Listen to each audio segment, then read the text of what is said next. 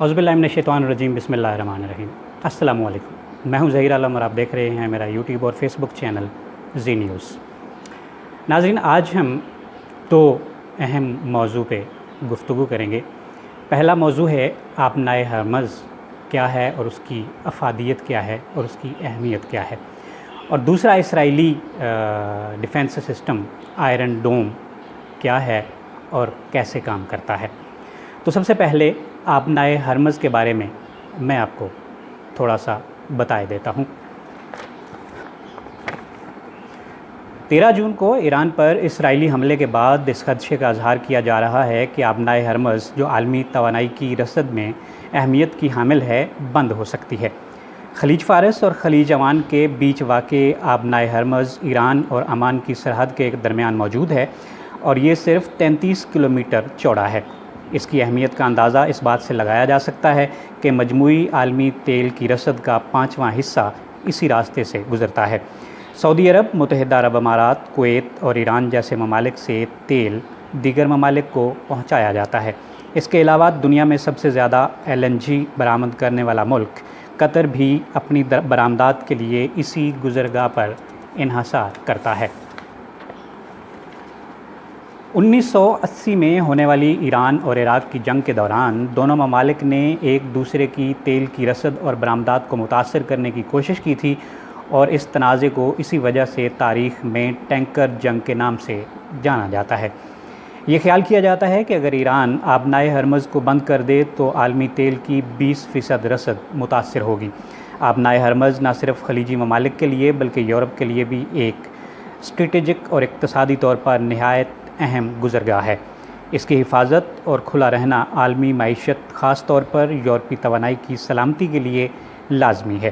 اس لیے یورپی یونین اور یورپی ممالک اس خطے میں استحکام اور کھلے سمندری راستوں کو برقرار رکھنے کی بھرپور کوشش کرتے ہیں۔ اور اب آتے ہیں آئرن ڈوم کی اہمیت اور وہ کام کیسے کرتا ہے۔ جیسا کہ ایک دن پہلے ہم نے ویلاگ بنایا تھا اور اس میں آئرن ڈوم کے بارے میں بات کی تھی، اور آج ہم آپ کو بتائیں گے کہ آئرن ڈوم جو ہے وہ کام کیسے کرتا ہے۔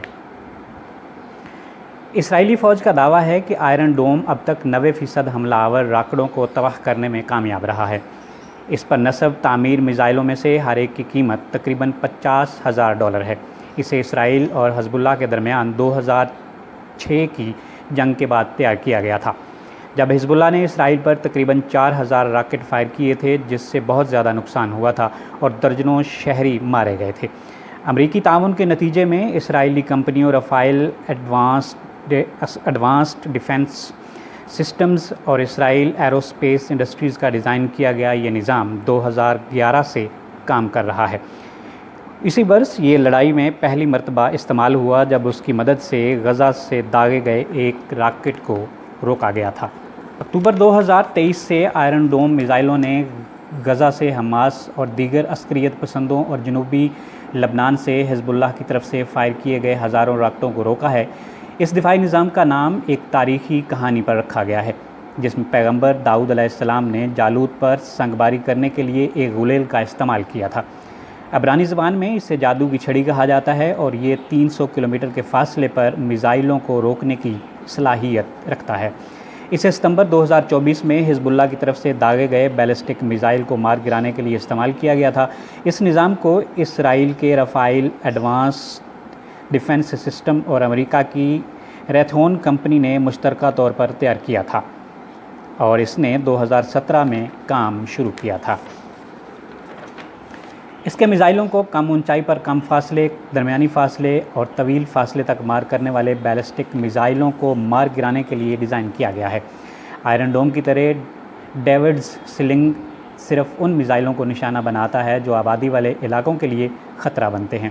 ڈیوڈ سلنگ آئرن ڈوم کی طرح جنگی ہوائی جہاز، ڈرون اور کروز میزائلوں کو روکنے کے لیے بھی ڈیزائن کیا گیا ہے۔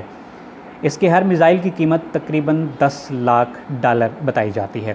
مئی 2023 میں ڈیوڈز سلنگ غزہ میں ایک عسکریت پسند گروپ فلسطینی اسلامی جہاد کے حملے کا مقابلہ کرنے کے لیے استعمال ہونے والے فضائی دفاعی نظام میں سے ایک تھا، جس میں انہوں نے 1100 سے زیادہ میزائل فائر کیے تھے۔